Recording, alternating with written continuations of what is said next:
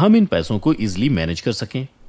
Psychology of money नाम की किताब कहती है, पैसों के मामले में कामयाबी आपके आईक्यू, इंटेलिजेंस और नॉलेज पर डिपेंड नहीं करती। It's about your behaviour with money, और हर किसी का बिहेवियर एक दूसरे से अलग होता है। अगर आप अपनी लाइफ में ग्रो करना चाहते हैं तो आपको अपने सोचने के तरीके पर फोकस करना होगा। एकदम सेम अप्लाई होता है पैसों पर भी। रिच होना या पैसों के मामले में कामयाब होना इस बात पर डिपेंड नहीं करता कि आप कितना पैसा कमाते हैं। ये इस बात पर डिपेंड करता है कि आपका दिमाग पैसों को लेकर क्या सोचता है, आपका पैसों के साथ बिहेवियर कैसा है। बिहेवियर और सोच ही डिसाइड करती है कि आप अपने पैसों को अच्छे से मैनेज करेंगे या फिर ज्यादा से ज्यादा कमाने के बावजूद पैसों के साथ अपना रिलेशन खराब रखेंगे। तो बिना किसी देरी के जानना शुरू करते हैं कि हमारे पास अपने पैसों को मैनेज करने के क्या ऑप्शंस या तरीके अवेलेबल हैं। अगर आप भी पैसों से related problem like over spending का सामना कर रहे हैं तो ये वीडियो आपके लिए है। ये वीडियो उन लोगों के लिए भी है जिनको लगता है कि वो कम अर्न कर रहे हैं क्योंकि उनके पैसे तो खत्म हो जाने हैं, लेकिन उनकी डिमांड्स पूरी नहीं होती हैं। इस वीडियो के साथ आखिर तक बने रहिए। इस वीडियो में मनी मैनेज के कुछ इंपॉर्टेंट और इफेक्टिव तरीकों के बारे में जानेंगे। क्या जो आप खरीद रहे हैं उसे सच में अफोर्ड कर सकते हैं? अगर आप सच में अपने पैसों को मैनेज करना चाहते हैं तो बॉस आपको ये तो करना ही होगा। Why did not they teach me this in school के राइटर कहते हैं कि ये वो जगह है जहां ज्यादातर अमेरिकियों ने गलती की है। हमें सब कुछ अभी ही चाहिए। हम उस वक्त का इंतजार नहीं करते जब हम सच में उन चीजों को अफोर्ड कर सकें। कोई भी चीज खरीदने से पहले ये जरूर सोचिए कि क्या आप सच में वो चीज अफोर्ड कर सकते हैं। अगर वो चीजें खरीदना कंटिन्यू करते हैं तो आप अफोर्ड नहीं कर सकते तो ये आपकी आदत बन जाएगी और बैंकक्रप्ट होने तक ये आदत आपका पीछा नहीं छोड़ेगी।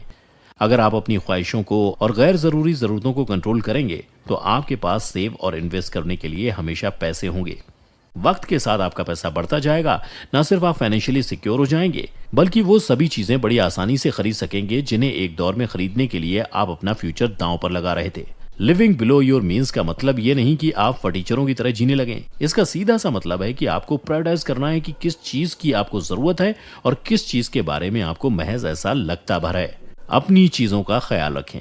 बचपन से आज तक हमारे पेरेंट्स हमें ये बताते आए हैं कि अपनी चीजों का ख्याल रखना चाहिए, लेकिन फिर भी हम चीजों को बर्बाद ही कर देते थे। अब आपको अपनी उस आदत को छोड़ना होगा क्योंकि अब आप जो भी खरीद रहे हैं उसकी कीमत आपको खुद अदा करनी पड़ रही है और आपको अपने पैसों को मैनेज करना है। अगर आप अपने सामानों का ध्यान रखते हैं तो अपनी लाइफ टाइम में लाखों की बचत कर लेंगे। अपने अपार्टमेंट, वॉशिंग मशीन, कार, हमारी हर चीज पर यह रूल अप्लाई होता है। चलिए कोई बड़ा एग्जाम्पल नहीं, कपड़ों का ही एग्जाम्पल ले लेते हैं। अगर आप अपने कपड़ों का ध्यान अच्छे से रखेंगे तो ये उन कपड़ों के कंपैरिजन में दोगुना चलेंगे जिनका ख्याल नहीं रखा गया। ये फर्नीचर के साथ भी अप्लाई होता है। अगर आप उन्हें वक्त वक्त पर साफ करते रहेंगे और उन पर लिक्विड वगैरह नहीं गिरने देंगे तो ये लंबा चल सकते हैं और कभी तो 10 साल मतलब फर्नीचर बदलने में पैसे नहीं जाएंगे और उनका किसी ऐसी जगह इस्तेमाल हो सकता है जहां से और ज्यादा पैसे आ सकें। अभी रिपेयरिंग या मेंटेनेंस की कीमत कम लग सकती है लेकिन लंबे वक्त में ये बहुत बड़ा ग्रॉस अमाउंट बनाती है। मनी मैनेजमेंट सिर्फ कहां इन्वेस्ट करना है ये जानने को नहीं कहते। आपको पता होना चाहिए कि कहां पैसे नहीं जाने चाहिए और कहां से बचाए जा सकते हैं। रिटेन बजट बनाइए और उस पर अमल कीजिए। शुरुआत में ये थोड़ा मुश्किल होता है लेकिन एक बार जब आप बजट बना लेते हैं तो इसे ट्रैक और एनालाइज करना बहुत आसान होता है। बजट के पीछे की वजह बहुत सिंपल है। हर महीने खर्च होने के कंपैरिजन में ज्यादा पैसे आने चाहिए।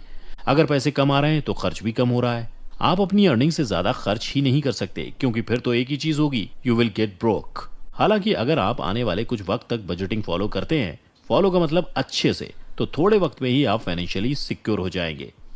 बजटिंग के 3 स्टेप्स होते हैं। डेवलपिंग, ट्रैकिंग और एनालाइजिंग के ये 3 स्टेप्स आपके मनी मैनेजमेंट को काफी आसान बना देते हैं। सबसे पहले बजट डेवलप करना। इसमें अपने खर्चों और अपनी इनकम को लिखें और अपने लिए अप्रोप्रिएट बजट बनाएं। इसमें एक तरफ अपनी सैलरी, बोनस और एक्स्ट्रा इनकम लिख लीजिए और दूसरी तरफ आपके सारे जरूरी खर्चे और फिर टोटल इन यानी कितना आया और टोटल आउट यानी कितना खर्च होगा के हिसाब से बजटिंग कीजिए। ट्रैक करने के लिए हर महीने की पहली तारीख को अपनी परफॉर्मेंस जज करें कि पिछले महीने के हिसाब से अगले महीने का बजट तैयार करें। शुरुआत के 1-2 महीने ये काम मुश्किल लगेगा, फिर तो लॉन्ड्री बैग में कपड़े डालने जितना आसान हो जाएगा। अब एनालाइज करें कि बजट में क्या चीजें सही रही हैं, क्या खराब रही हैं, कहां पर फिजूल खर्ची हो गई और मनी मैनेजमेंट के नाम पर क्या चीज सैक्रिफाइस कर दिया गया। जरूरत के हिसाब से चेंजेस कीजिए। पर्सनल फाइनेंस सीखने के लिए हर हफ्ते 1 घंटे दीजिए। हम सब कुछ सीखते और जॉब करते हैं, बिजनेस करते हैं पैसे कमाने के लिए, लेकिन ये कितना बड़ा जोक है कि जिस पैसे के लिए हम इतना सब करते हैं उस पैसे को मैनेज करना हमें आता ही नहीं। हमें पैसे तो कमाने हैं, लेकिन खुद को फाइनेंस कैसे करना है हमें नहीं मालूम। आप हर हफ्ते पर्सनल फाइनेंस सीखने में लगाइए। वक्त के साथ आपको रियलाइज होगा कि कितना वैल्यूएबल लेसन मिल रहा है और आप 1 घंटे से ज्यादा टाइम देने लगेंगे। तो अब सवाल ये उठता है कि अपनी एनर्जी और वक्त कहाँ पर खर्च किए जाएं? तो इसका जवाब है, शुरुआत में तो फ्री रिसोर्सेज पर, जैसे कि इंटरनेट, लाइब्रेरी, आपकी खुद की कंपनी, फ्रेंड्स और फैमिली। अब ये तो समझ आता है कि लाइब्रेरी में किस सेक्शन में जाना है या इंटरनेट पर क्या सर्च करना है, लेकिन ये कंपनी और फ्रेंड्स और फैमिली से पर्सनल फाइनेंस कैसे सीखा जाए? कंपनीज बहुत सारे सेमिनार्स ऑफर करती हैं। कंपनीज अपने एम्प्लॉयज को बहुत सारे फाइनेंशियल बेनिफिट्स भी देती हैं। जब भी मौका मिले उन्हें ग्रैब करें। फ्रेंड्स और फैमिली से मतलब ये था कि आपके सर्कल में किसी ने फाइनेंस पढ़ रखा होगा जो आपको बेस्ट इन्वेस्टिंग एडवाइस देगा। फैमिली में उन अंकल को ऑब्जर्व कीजिए जिन्होंने बहुत कम वक्त में अच्छे पैसे कमाए। अब वो फाइनेंशियली फ्री हैं और अपनी लाइफ एंजॉय कर रहे हैं। उनसे आप बिजनेस का देसी स्टाइल सीख सकते हैं। ऐसे अंकल अपने एक्सपीरियंस शेयर करने में बिल्कुल पीछे नहीं हटते। आप उनसे बहुत कुछ सीख सकते हैं। अपने सर्किल के कूल डूड की तरह बनने की कोशिश मत कीजिए, वो बैंकरप्ट होने वाला है। पता है सबसे बड़ी आयरनी क्या है? हम सच में वो 5,000 की टी शर्ट या 20,000 का स्नीकर नहीं चाहते। हमें इस बात से कोई फर्क नहीं पड़ता कि हमारे बॉडी पर किस ब्रांड का कपड़ा है। हम सिर्फ अपने आसपास के लोगों को ये यकीन दिलाना चाहते हैं कि हम ये चीज और वो चीज अफोर्ड कर सकते हैं। हमारे सर्किल में जिसके पास सबसे ज्यादा ब्रांडेड चीजें होती हैं, हम उसी से कॉम्पीट करने लगते हैं। अच्छा, उसने इस कंपनी का शूज पहना था, मैं उस कंपनी का लेकर दिखाऊंगा। But the real thing is कि इन लोगों की परवाह बेवकूफी है। अल्टीमेटली आप सिर्फ खुद को या अपनी फैमिली को जवाबदेह होते हैं। अगर मेरे पड़ोसी के पास BMW है तो मुझे क्या है, वो अफोर्ड कर पा रहा है, ये उसके लिए अच्छा है। लेकिन ज्यादातर मामलों में यही होता है कि वो अफोर्ड नहीं कर पा रहा होता है, बल्कि लोन लिया होता है। अब लोन लेकर अमीर बनना है तो आप अपने कलीग, फ्रेंड या नेबर से ज्यादा अमीर बन सकते हैं। बस होगा यही कि 4 दिन बंगले में रहेंगे और उसके बाद रोड पर। आपका गोल फाइनेंशियली रिस्पॉन्सिबल बनना होना चाहिए, ताकि आप फ्यूचर में अपने फाइनेंशियल कंडीशन सुधार सकें। पैसों के मामले में आप दूसरों से कंपटीशन नहीं कर सकते।